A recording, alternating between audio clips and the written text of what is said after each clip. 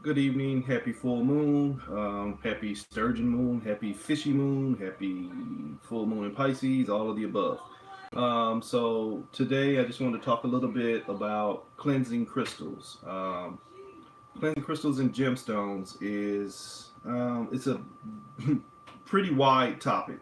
You're gonna start running into a lot of people with a lot of different beliefs. Much like everything I keep telling y'all, you're gonna have to defer to your resonance because there's a lot of fluff in it, there's a lot of lore in it, and a lot of this is steeped in, say older knowledge, like talking about with them lapidaries. We're a lot more thicker in energy than we were back then. So I have right here on the table, and I'll take a picture and try and share it. Unfortunately, my camera just ain't set up like that. But I'm going to hold up each item as it is. There's a lot of methods to cleansing crystals. The most common method is, using water. Some people will soak their gemstones in a tub, to get a little bowl and put all their stones in it and set it out under the moon. Or even if they're not going to set it out, they'll just put it in the bowl and leave it in there for 24 hours. That's fine if you are aware of which stones you're using. Um, Personally, raw stones I'm not putting in there because they have that tendency to want to break down, especially like with that malachite I showed y'all, or even um, say with like this black tourmaline. This is still in the raw form. It's porous and it can chip and all that stuff, and so you're putting in water. You're giving it a chance to kind of like get broken down. So I'm not going to do that to my raw stones in most cases. The other thing you want to be aware of is if the stone has a toxicity to water, such as malachite, even if it is tumbled, when it gets water in it, and it's really only if it's warm water, but better safe than sorry. When you put malachite in water, it pushes off a toxic cloud. So you don't want to do that. The other big stone that everybody always tells you to watch out for is selenite. Don't put selenite in water. Selenite is just not like going to melt like, say, cotton candy. As soon as you put it in water, it's going to fall apart. If you leave it in there over a long time, and if it gets too wet, then it will start seeping into the crystalline structure and break it down. Another one is halite, which is almost like a salt anyway. So, I mean, it's common sense. You can, instead of soaking it for 24 hours in the water, you can quick cleanse your gemstones. Aha, comments. I love it. You dissolve your sunlight over time. Yeah, you have to be careful with that. And I'm glad that you commented because now that means that they fixed it. So cool. I couldn't figure out how to do it, but I did reach out for help. So I guess they did it. Um, what I was saying, like with selenite, okay, you got a prime example. Yeah, it dissolved over time. But like I've actually made gemstone water with selenite and left it in the bowl for the 6 to 8 hours, and it's still in one piece. But again, defer to your resonance and what your risk level is. You can, and I'll teach you how to do the indirect method. But what I was getting at is how you want to do a quick cleanse on your gemstones. Is you can run it under cool running water real quick and hold it in your hands and rinse it off, and then dry it off real quick. You don't have to soak it and give it that immersion therapy. So some gemstones that they say are toxic, such as your malachite. If it's tumbled, you could do the same thing. Raw malachite, I'm just not getting it wet at all.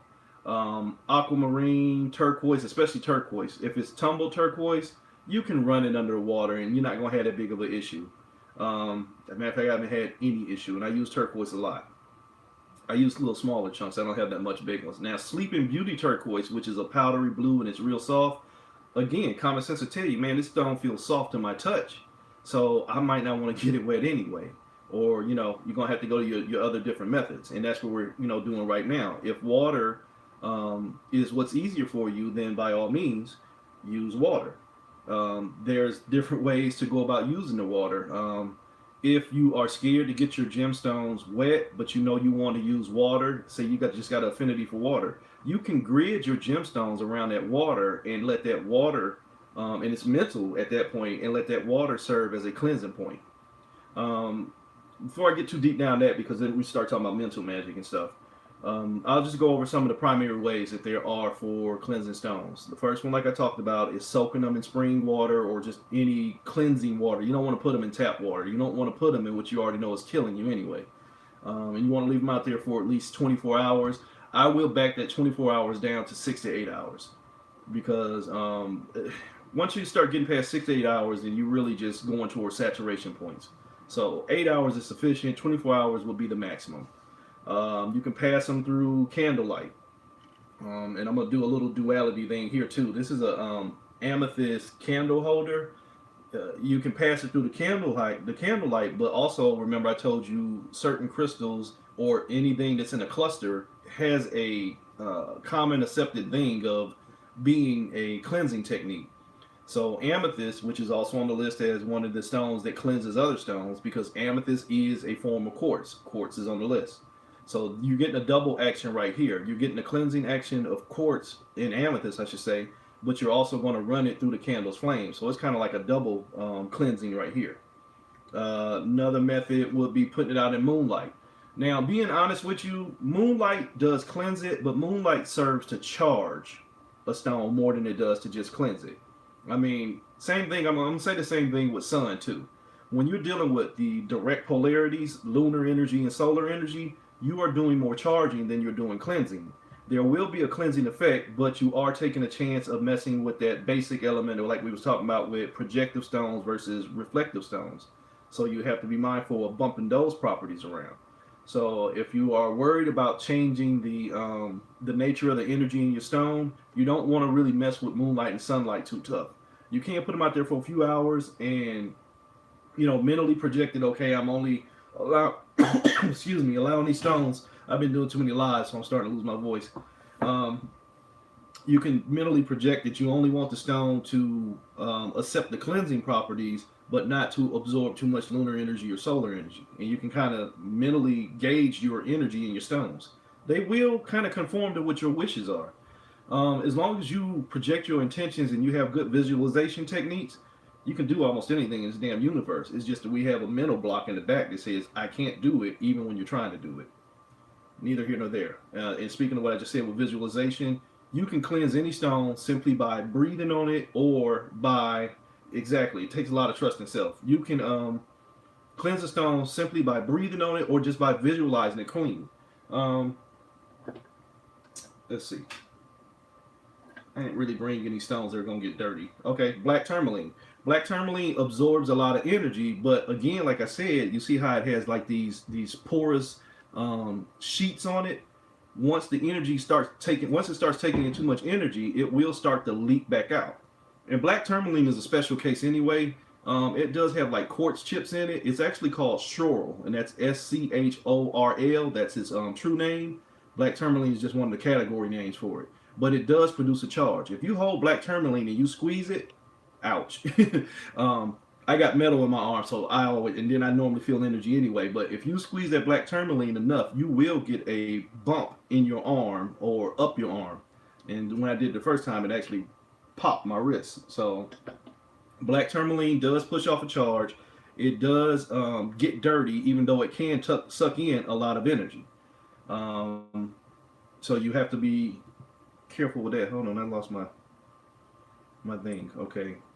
So what I'm saying is, and you don't want to mess with that as far as going through the water techniques. You could hold the black tourmaline and you could either breathe on it, and there's different formats of pranic breathing, dragon breathing, or just normal breathing. As long as you're applying your visualization, I'm going to blow on this and I'm going to release all the negativity or stagnant energies that have been released in here.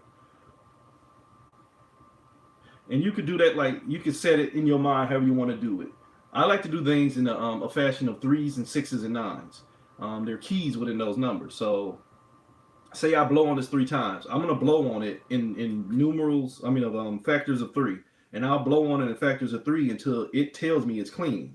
And again, that's something that you have to establish in your mind with that gemstone. Okay, when you're clean, give me that bump, or just tickle my intuition to the point where I know you're clean. So I already blew one breath.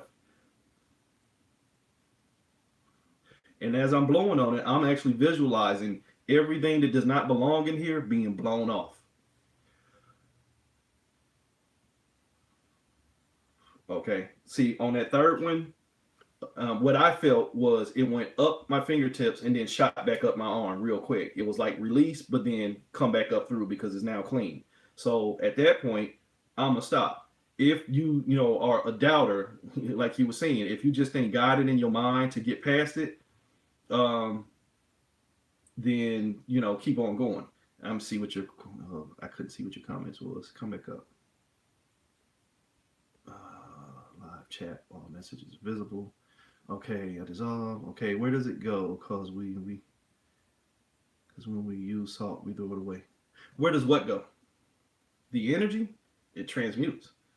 Um, I hope that's what you're saying. Now, I'll wait and see if you're going to answer that. But if you're asking where does the energy go when you are in cleansing, it is a transmutation. The negative that you blow out. Okay, like remember I told you when I blew and it went out my fingertips. To me, that's a transmutation. It went out and got transmuted back out into the universe, and then what was of a cleansing nature went back up into the body. Because remember, the gemstones will react to your vibrations, and that's how they kind of like monitor their own. So when it went out my fingertips, it went out and it got transmuted. And that's another part of your visualizations. If you're telling yourself that, oh, now the energy then just got trapped around here, then you will draw in that type of energy. So, okay, so that was one of the techniques. So actually, it's a double techniques because you breathe on it and you visualize. You can visualize without breathing, though.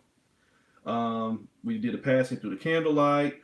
Other ways you could do it is by saging it. And not just say saging it and blowing smoke on it, you can actually smudge. And when you smudge something, after you light the sage and you burn it, you actually smudge it. You actually, brush it against it like that and leave that char mark on there. That's the actual smudge. Just throwing it through there is just like basically incensing and sage smoking. So you can use the sage itself. You can use Palo Santo. You could use dragon resin, but I will caution against dragon resin as far as a cleanser. It will cleanse, but it will also amplify.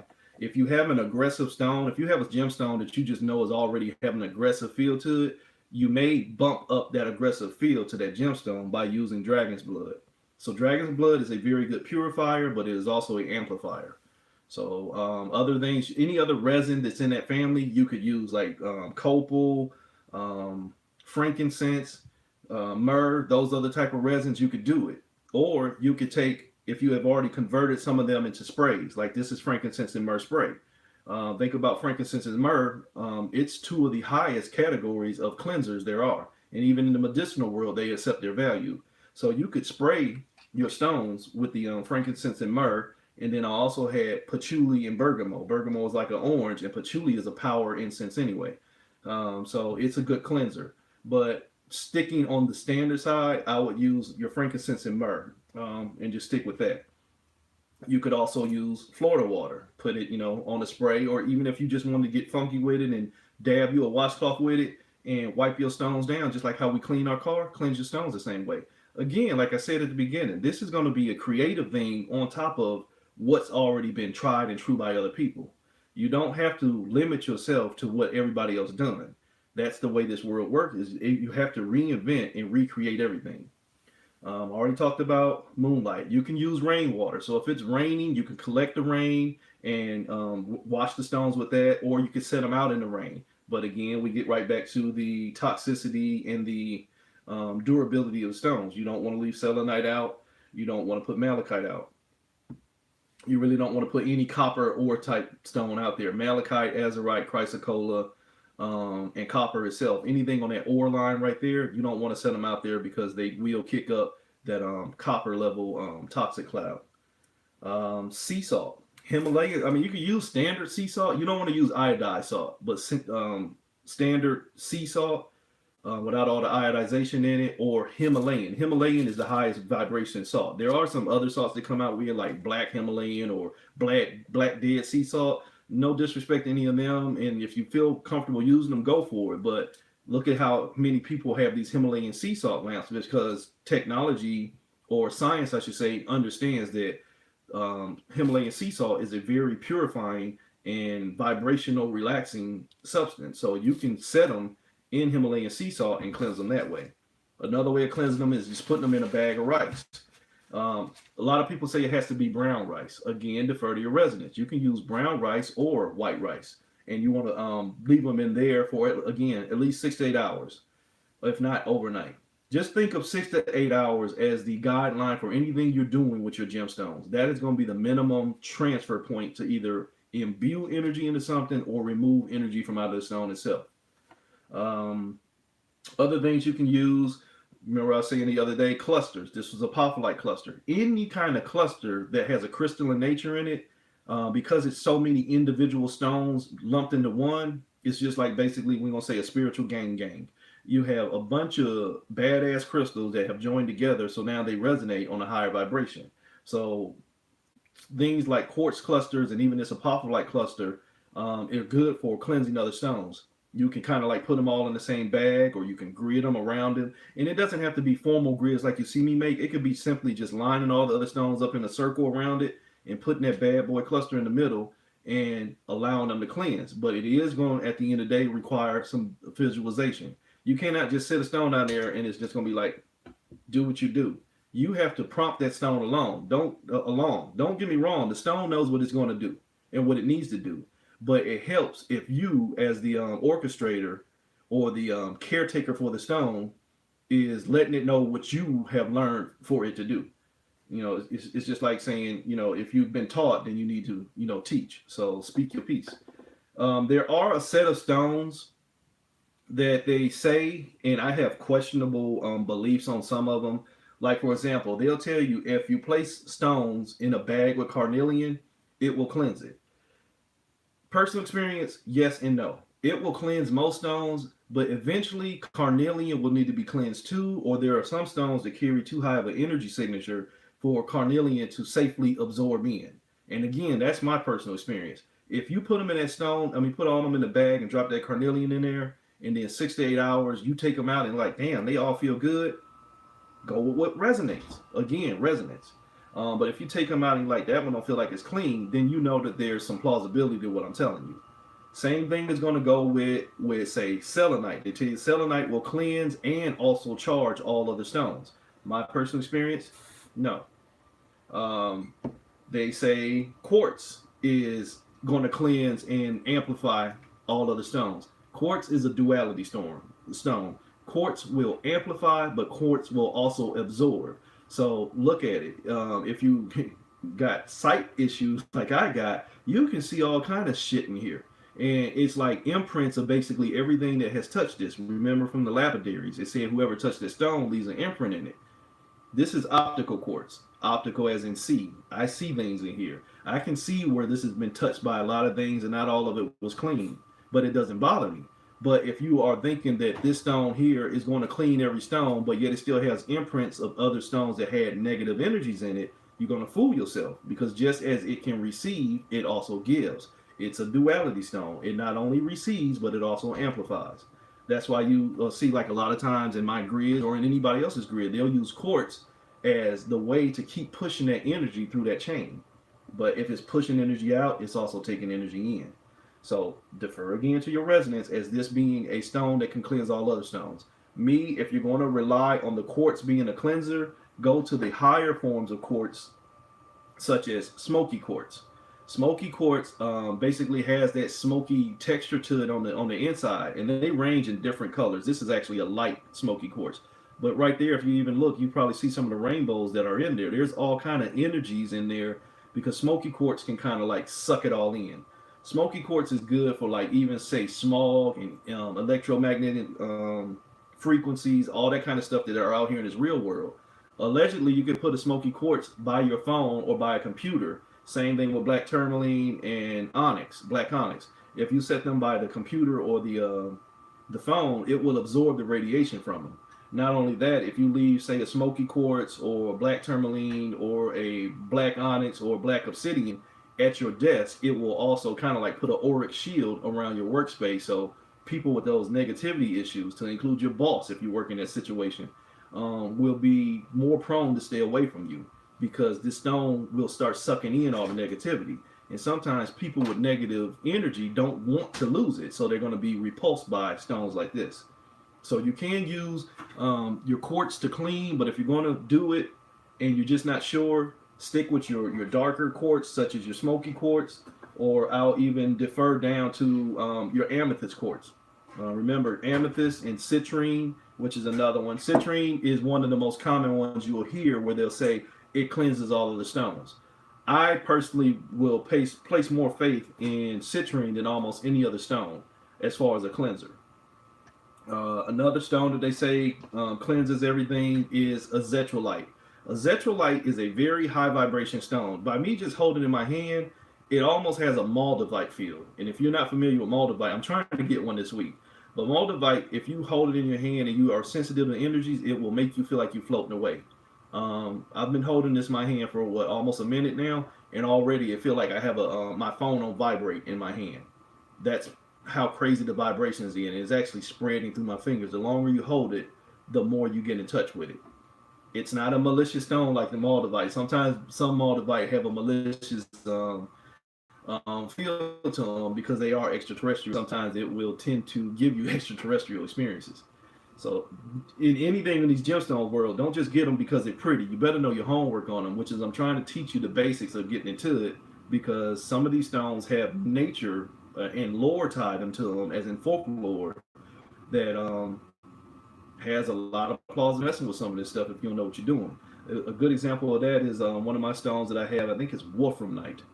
Yeah, it's in the Hooperite family. Wolframite has a folklore legend of it will take over the mind of the person that's holding it. I never had any issue with it, and I've tested it before. I've actually slept with my damn Wolframite just to see if I could make communication with whatever entity is inside of Wolframite.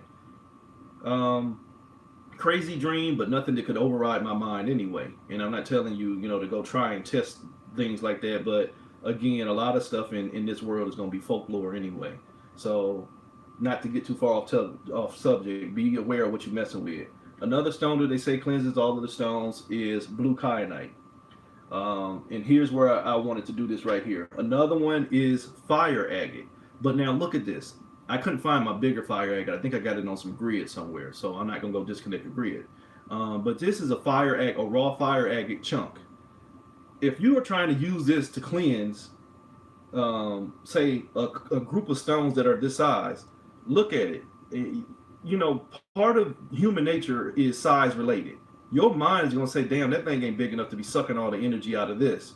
So your visualization will probably defeat half of the ability that this fire agate would normally have to suck the energy out. So if what I'm saying is, if you're using a stone that's on the list, make sure it's sizable enough to give you a comfort of cleansing the other stones. Like, I wouldn't take my whole collection of stones and set them out there in a formation and then take this little chunk and say, ta-da, cleanse them. That would be, I already gonna be like, man, I ain't gonna do that to you. That's like setting it up for failure. So use something or use enough quantity of that material to justify mentally telling yourself that it's being cleansed. Something that you won't find on a lot of lists, but my teacher, when I go see her, she always kind of like keep me updated on the things that she's learning. And trust me, there are so many different classes after basic level classes like I'm giving you, and even higher level classes like the one you might find at Hibiscus Moon. There are classes where you require scientific equipment and a whole bunch of other stuff that they get into, and they're like $3,000 every course that you go to. So again, not to say that my stuff is expensive or whatever. I'm just saying, when you start dealing with gemstones, it gets expensive and expansive, and it really never ends. But what she was informing me is that what the general consensus now is that ocean jasper is one of the best cleansers.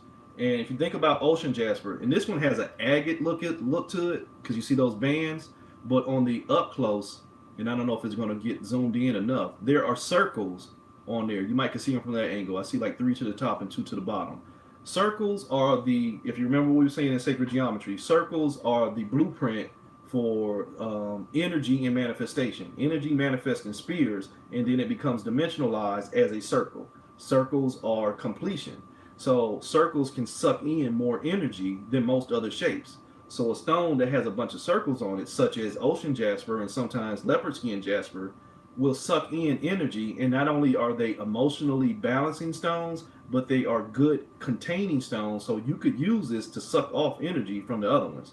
You may not get a full 100% cleansing effect, but you will drain most other negativity from other stones by using circular stones such as ocean jasper. So, okay, we went through pretty much everything over here that they said that you could use. You could use your pendulum to cleanse it. Like, okay, I'm gonna hold this here, and I'm gonna hold my pendulum on it, and I'm like, pendulum, show me yes when this stone is clear. Right now, it's showing me no. And when this stone is clear, it will start rotating around in a circle like that. And then now it is cleansing. And not only is it showing me clear, but I feel the energy being drained out of the carnelian in my hand. And then as it gets stronger, as the carnelian gets back into a state of balance, you'll notice the energy field is being picked up by that of the pendulum. And now you are seeing what the radiating field of a gemstone looks like. So it's pushing off energy just like anything else. And then you can, and this is what you'll learn when we start doing chakra balancing. This is where you start getting into mental magic. Pendulum show me no. And you'll watch and you can feel for the I can't remember the exact word. It's neural something, but I know it has to do with like electro neural responses. And it just showed me no, and then immediately pendulum showed me yes, and you go right back into another mental manipulation because you are manipulating the energy field of not only your body but that of the gemstone itself. So now that's quick entry into pendulum. That's what we're gonna start doing like next week, the middle of the week. But you could take a pendulum. It's a long process, and if you're going to cleanse your whole stones, but what you could do is grid them and then tie all their energy into their center stone and then cleanse them all that way. I'll teach you how to do all that stuff too. Um, Another way you could do them is, with incense. You could light the incense and get it all smoky, and then just run each gemstone through it, just like with the candle. You could take a container. One way you could do it is bury them in sand or dirt. But if you feel like a container like this, almost like a little urn, if you fill it with enough dirt, and then like if you're only trying to cleanse one or two stones, fill it with dirt, put the gemstones in there, and you can put them back in here and leave them in there for like 6 to 8 hours or overnight or however long it feels good. How long it takes for them to feel good. This one, I used to use this when I made this one. This was a Lemurian crystal that was gifted to me when I first started going down the route. It had an actual entity that used to communicate with me in it.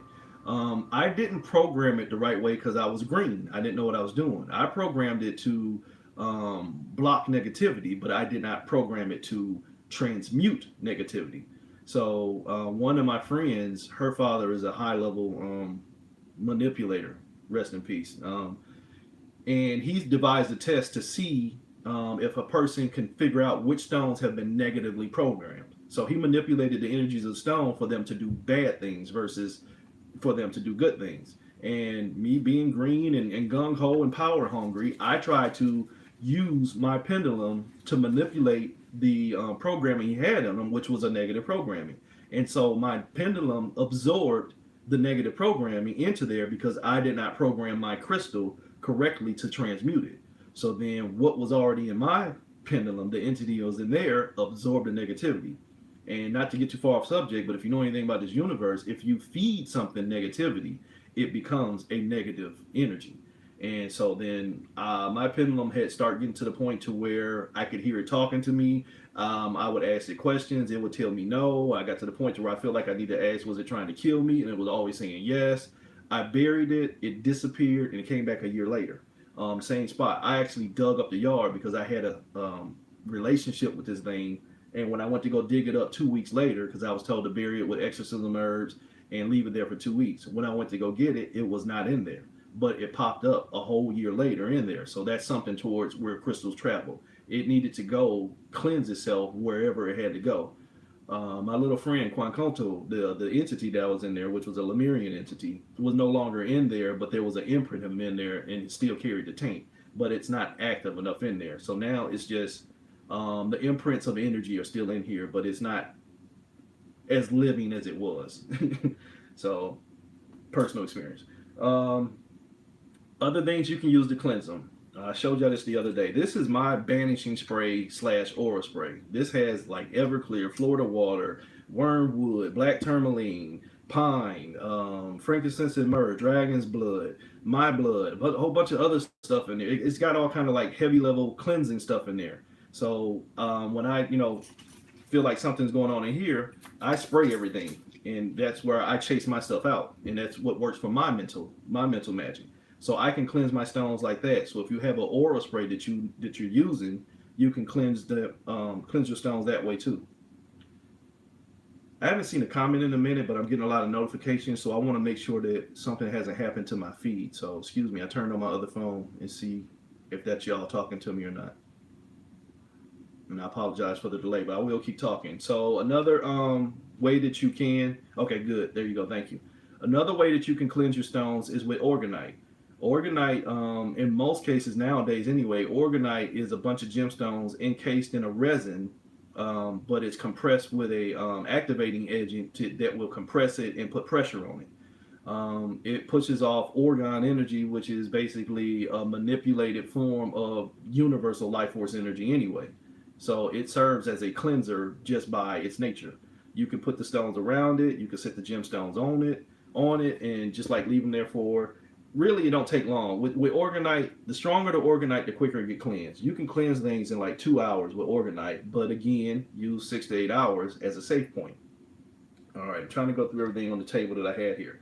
You could take seashells, and you can like dip them in ocean water or seawater, and you could set them right there. And if the stones are safe, you could set the stones in there. Or if it was just like, say with selenite, you cleaned a bunch of selenite, you could fill this little shell right here with enough seawater or purified water, set it down there, and then set the selenite and stuff around it, and clean it by transit properties.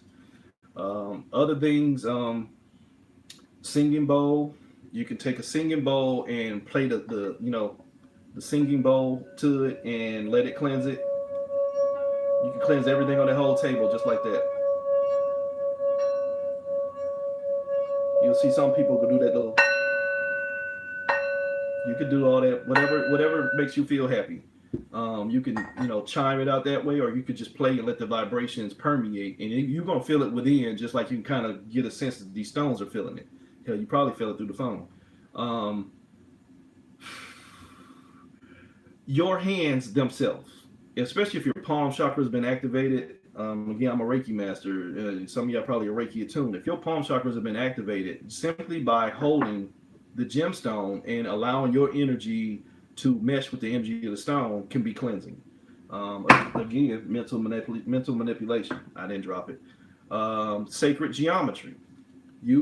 These are little discs that I use. I can carry these for protection, or I can use them for grids. This is Metatron's cube. You can set the gemstones on it, or you can use this as a centerpiece and put the stones around it and let the sacred geometrical shapes cleanse the stones. This is the Sri Yantra. This is one of the most powerful symbols in the universe. You can, same thing. Metatron protection and clearing wheel. It's one of the newer age sacred geometrical shapes, but it's still very, very powerful, and it's associated with Archangel Metatron, if you don't know who that is. The scribe of God in that walk of life. And then you have the flower of life, which is the basis for all existence. So you could make big grids of this, or you could use little small handwritten things or devices like this that I have, and you could either set the gemstone on top of it or around it and go from there. You can play, mantra music, like say go on YouTube and turn on binaural beats or isochronic tones or direct mantras for relaxation or purification. You could just play music to it just the same way I could do with the bowl, and you can cleanse them that way. Let me look at the list before I forget something else. I mean, there are other ways that are less conventional to do it. I'll just see right here. Let's say we did sunlight. You could bury them in the rice. You could place them on the cluster or geode of quartz or amethyst. We already talked about that. Rainwater, moonlight. Pass them through the candlelight. Smudge them with sage, Palo Santo. Run them through the incense. Run them through the candle. What I was going to say. You could use color therapy. You remember the turquoise. Turquoise is a master healer, and I need to get into that a little bit, and I think I'll do that in tomorrow's class. There are a class of crystals that go by the moniker of master healer. Turquoise is one, quartz is one, and even though they'll separate them, they'll tell you amethyst is one, but amethyst is a quartz. Citrine can be considered one. Gold is the master healer. Look at everything in this world runs off of gold. Turquoise, couple of them I'm not really grasping on top of my head, but the primaries are your quartz, your gold, copper, silver, amethyst, citrine, and turquoise. So I have turquoise chips that I could put in here, but you could use color therapy and put the gemstones that you think are dirty in a turquoise bag, and you could visualize the turquoise energy, the color energy, cleansing the stones. So you see what I'm saying? You can do all kind of funky magical mental tricks with it, and they will actually work because remember, we're controlling our own manifestation through visualization. So you can work your magic that way. Um, just trying to think if I'm missing anything. Like I was saying a minute ago, I'm not going to go there, but there's other ways that you can do them. You can cleanse them through sex magic. You could cleanse them through meditation. You can meditate with your gemstones and visualize them becoming clear as you come clear.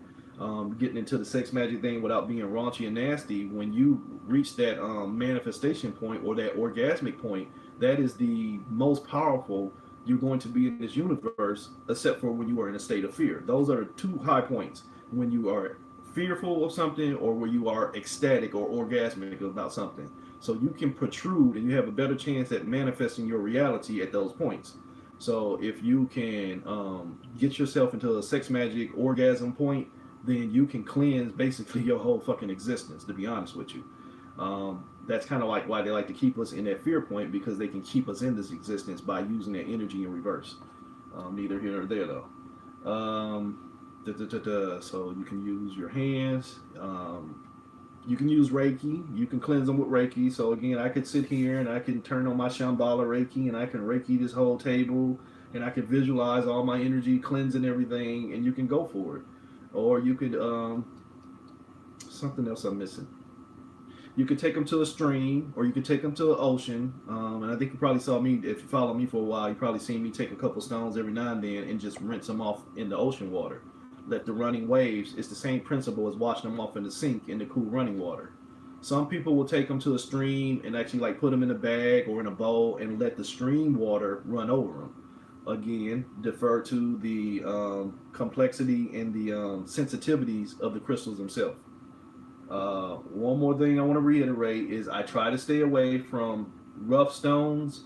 Like this is a rough carnelian, but it's not that rough. So I don't mind putting this one in water because it's of such a crystalline structure, or structure itself, I should say. It's not crystalline. The structure itself is sturdy enough to where it's not going to melt in the water. But again, eventually with the black tourmaline, eventually you might start getting shards.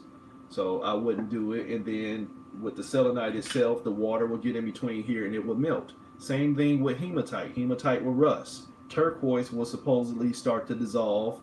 And certain stones like galena. Galena is like a big chunk of silvery hematite looking thing, but it will start to break down and melt too. So be aware of the dangers of the gemstones you're using, and then apply that accordingly. If you're doing a quick cleanse, running water or run them through smoke is pretty much going to probably be the better way. If you're looking for a thorough cleanse, Himalayan sea salt is pretty much tried and true and proven. One thing I did want to say is you can be creative. And like with me, and this is an old board, what I did was I took a bunch of Reiki symbols and I just, wood burned them into here. So I use this as a makeshift charging plate. And I did it on both sides to cover it. And then you could set it here. And again, mental magic. Once you put a gemstone on here, then you can kind of like envision the symbols and what they mean, imparting their energies into that gemstone as it cleanses it. So you can do things that way. Pretty much everything. Has anybody got any questions? I see there's one person left, and I know I've been rambling for a while. Anybody got any questions before I go?